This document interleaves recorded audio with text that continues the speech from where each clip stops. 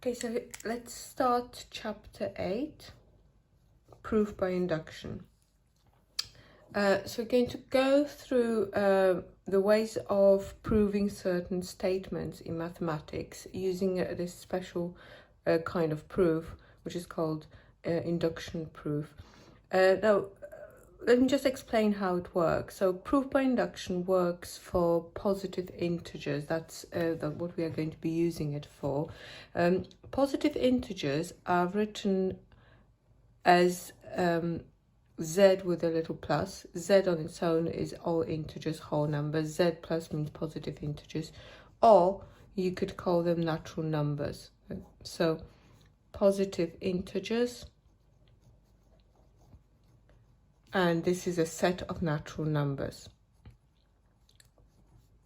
So we are talking about counting numbers. 1, so let's say n is such, 1, 2, 3, 4, etc., etc. So it's only for natural numbers. Now the proof, you can follow the proof by splitting it into 4 separate steps. So if I just explain, and we'll do the example, if I explain how it works to begin with. So when you've got something to prove, you are going to first of all test it for the initial number that is allowed in that proof, and it's normally going to be n equals 1. So show that it works for n equals 1. So that would be your first step. Then you're going to assume that the statement you are proving, let's say, is f of n.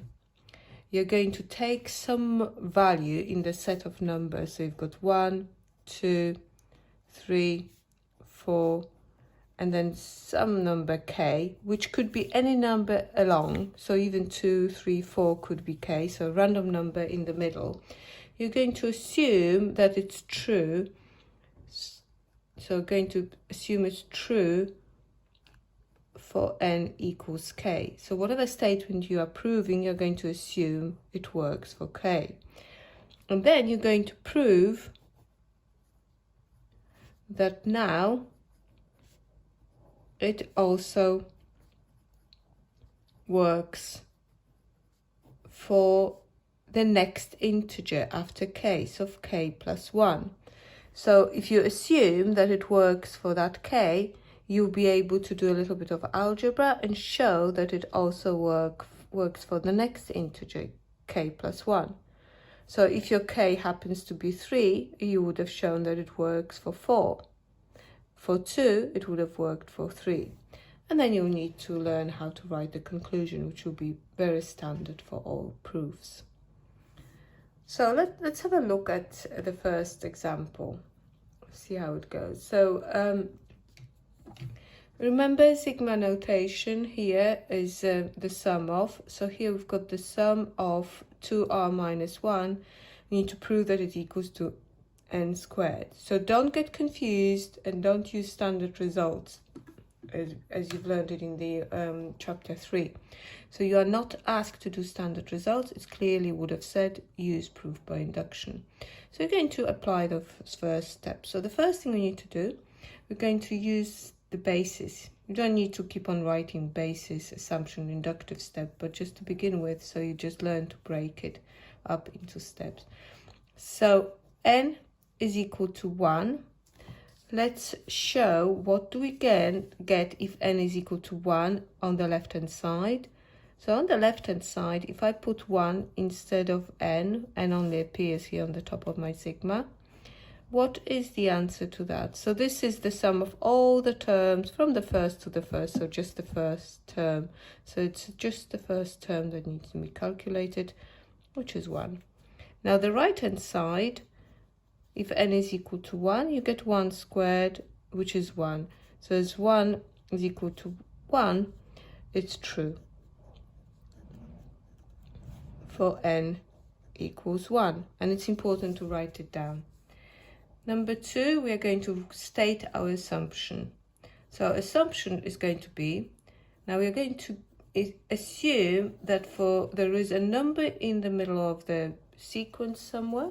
Let's say that k. We're going to assume it's true for n equals k.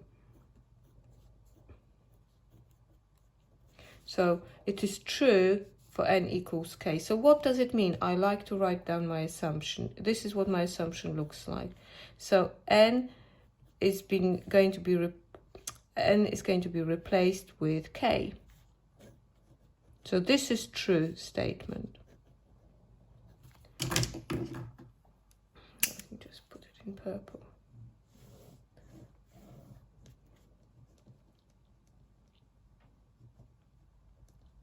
Okay, so let's look at step 3. This is the bulk of the proof, inductive step. This is your proof. So we are going to prove it works also for the next integer, so k plus 1. So what is it that we are going to try and prove? We are going to try and prove that for k plus 1, I'm going to get k plus 1 squared. So I like to write it down. This is my goal.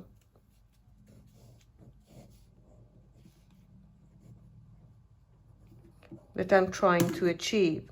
And this is what I'm trying to prove. And the idea here is, in this step, you're going to start from this side, using the assumption we are going to arrive at the goal. Okay, so I need another piece of paper. Okay, so let's begin. We're going to start with the left-hand side. We are going to work on what statement will look like for n equals to k plus 1.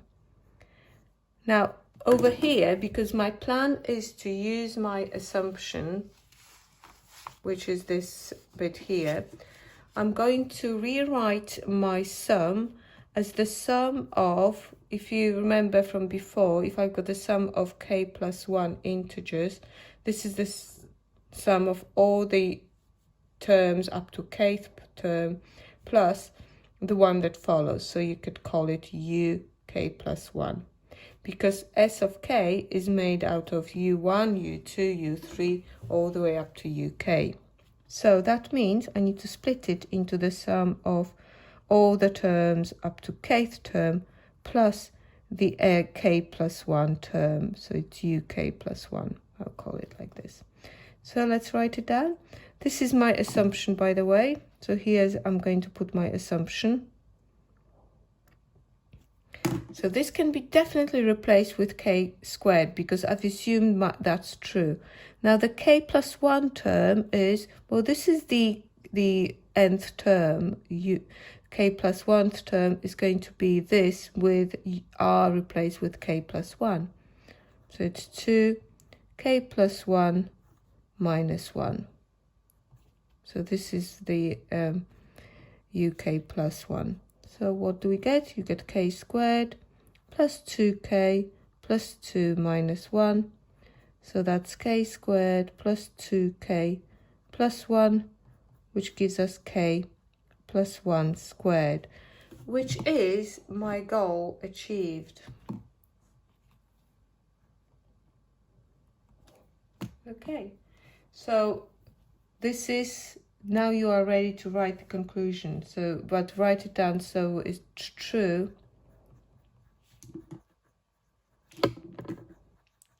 for n equals k plus 1. So now conclusion. Now in this conclusion you will need to learn it by heart and always write it down. I have narrowed it down to the least number of words. Okay. So rather than saying the summation formula or the statement A, when you copy the statement, you could say it is true for n equals 1, because that we started off. If assumed true,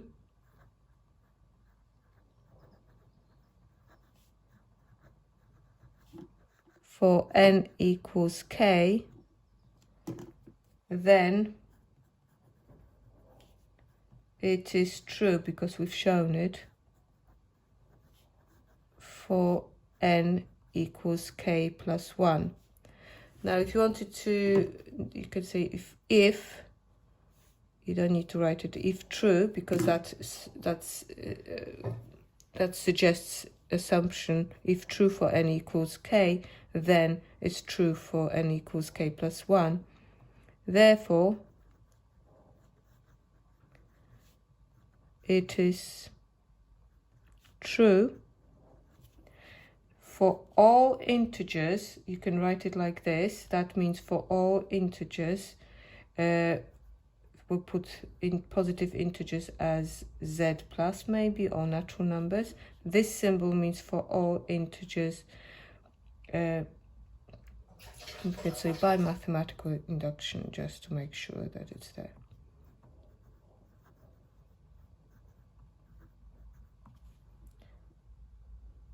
So this symbol means for all. Okay, so go on to example 2.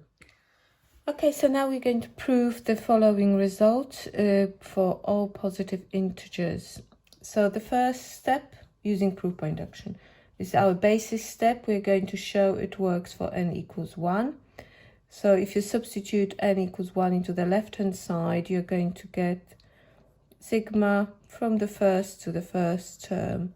So really, we are working on the first term of our expansion, which is 1. The right-hand side, do the same. You get 1/6 times 1 times 1 plus 1, and then 2 times 1 plus 1. So this is 1/6 times 6, which is 1. So the left-hand side is equal to the right-hand side. That's equal to 1. So true for n equals 1. The second one, we've got to write our assumption. So assume true for n equals k. Let's write this assumption down. So it's the original statement with replacing with k replacing n.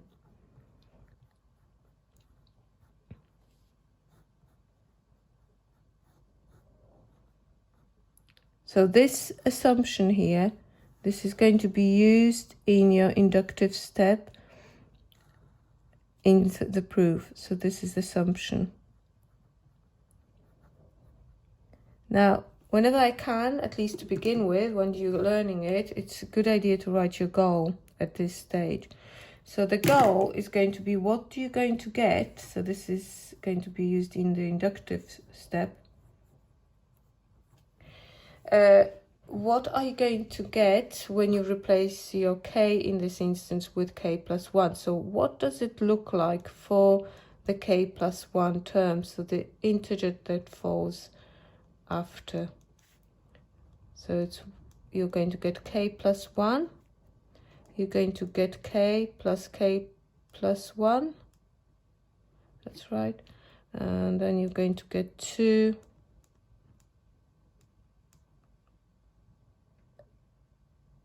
No, it's going to k plus 1 plus 1. Sorry, I've just plus 1 plus 1.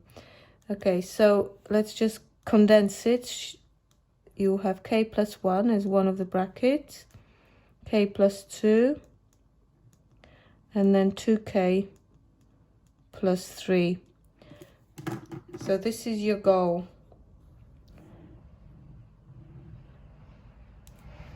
Okay. So in the inductive step, we're going to start with writing our summation for the term that follows k, so for k plus 1. And then we are going to split it into the sum of k, because you want to be able to use our assumption. And this is what when it's going to be used in the step after. Plus the k plus 1 term. Now the k plus 1 term, remember this means here, the sum of r squared, you've got 1 squared plus 2 squared plus 3 squared plus, at some stage you will have k plus 1 squared. So it's simply k plus 1 squared.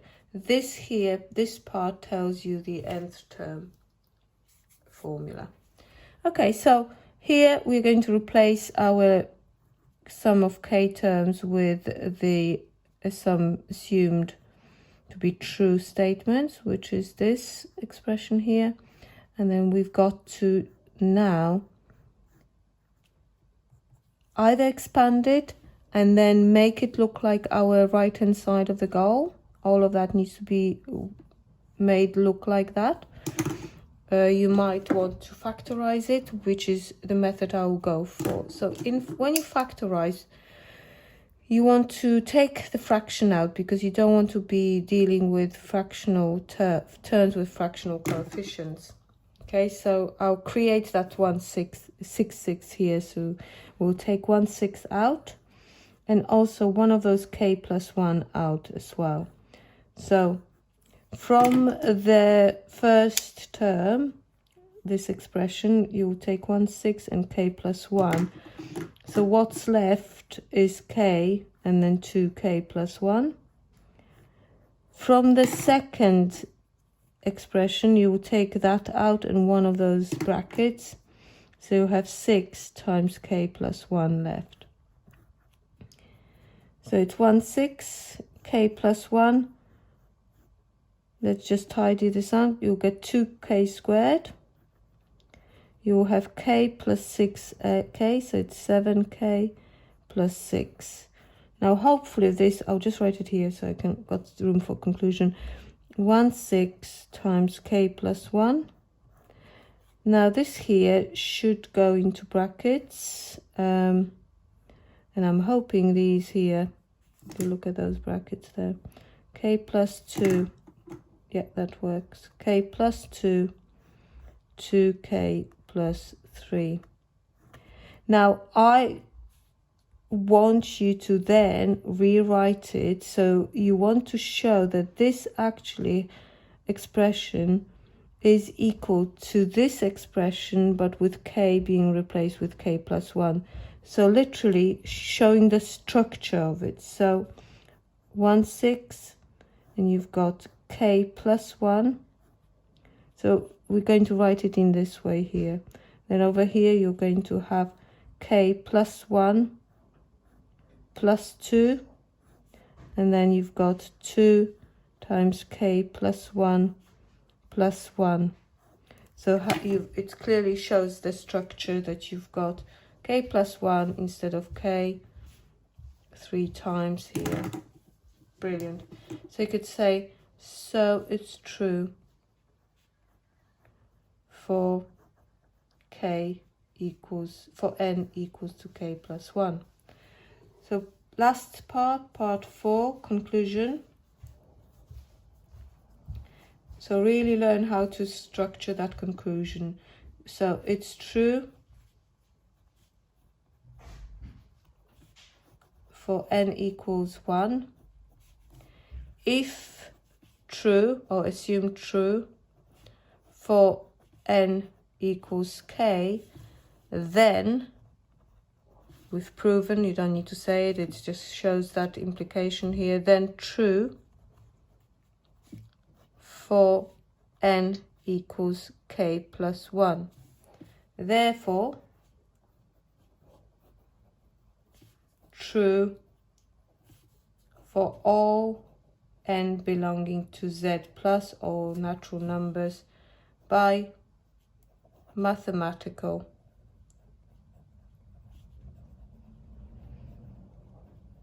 induction. Okay.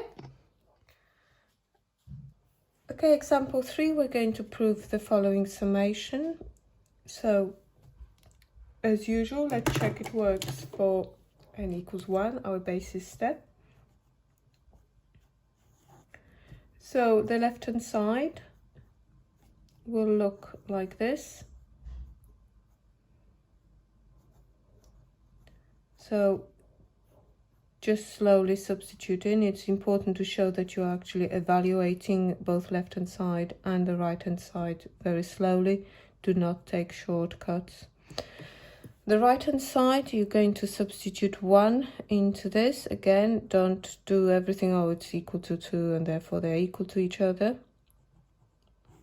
Just do it slowly. So this is 2 times, and over here I've got 1 plus 0, so this is 2. So the left hand side is indeed equal to the right hand side, and they're both equal to 2. So it's true for n equals 1. Important to write it down. Okay, we're going to pop our assumption. So assume true for n equals k, and our assumption looks like this.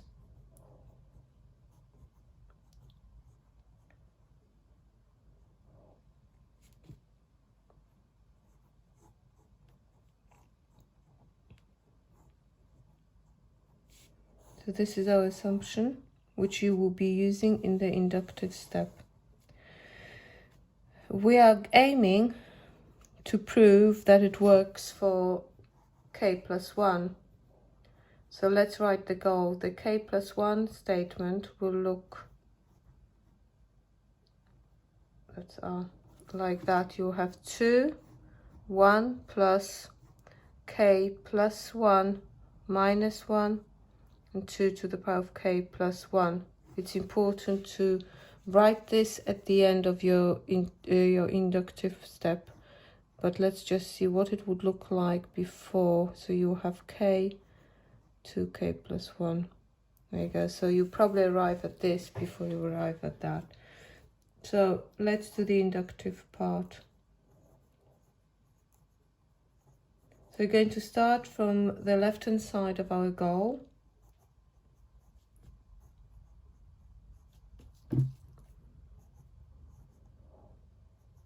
There you go. Is to split the sum into the sum of k terms and the k plus 1 term. The k plus 1 term, remember this is what you're looking at to find the k plus 1. It's going to be k plus 1, 2 to the power of k plus 1. Okay, so replace this with our assumption. So you're going to get 2 and then 1 plus k minus 1, 2 to the power of k, plus k plus 1, 2 to the power of k plus 1. Normally I'll write each line of workings out underneath each other. I'm just worried I'll run out of space. Actually, I'll do that, then use a different piece of paper. Okay, so this is why I'm asking you to write your goal, because the goal will remind you what you are aiming for. So really I need to have an expression with k plus 1 in the power. So that is kind of what I'm looking at the same time. So sometimes it's important to not to worry. Even if you do get expression with the power of k only, it would work out eventually. But so what I'm going to do here is just expand those brackets as much as I can. So I'm going to double everything in this bracket and expand this to 2k minus 2k. So you'll have 2 times 1, so it's 2, plus you'll have 2 times k, and that will be multiplied by 2 to the power of k, and then 2 times minus 1, which is minus 2 times 2 to the power of k, plus here we are going to have k times 2 to the power of k plus 1 plus 2 to the power of k plus 1. Okay, excellent. So what have we got? Okay, so the first thing we could do, actually, good news, this here is multiplied by 2. So 2 and 2 to the power of k, when you multiply them together, you can gather them into 2 to the power of k plus 1. You add the powers. Now this here is going to be 2 to the power of k plus 1 as well. Can't do anything with that one, so leave it as it is. And can't do anything with that one, so leave it as it is. But what I noticed is the fact that you've got minus 2 to the power of k plus 1 and plus 2 to the power of k plus 1, they cancel. And then you've got k and another k, so I've got 2 of these. So I've got 2 plus 2 lots of k, 2 to the power of k plus 1. And look, all I need to do now is factorize 2, and you get 1 plus k, 2 to the power of k plus 1. It's important to now rewrite it with using this structure, because you want to show that this actually is the same expression as that, but with k being replaced with k plus 1. So you're going to write it as k plus 1 minus 1, and then 2 to the power of k plus 1. There you go. So if I put that in there, so you got exactly the same expression as this one, but your k's have been replaced with k plus 1. So true for n equals k plus 1. So conclusion, true for n equals 1, if true, or assume true, for n equals k, then true, or we've shown that it was true, for n equals k plus 1. Therefore, true for all, let's put natural numbers for a change to there, n belongs to natural set of natural numbers. Okay, have a go at doing summation proofs on exercise 8a now.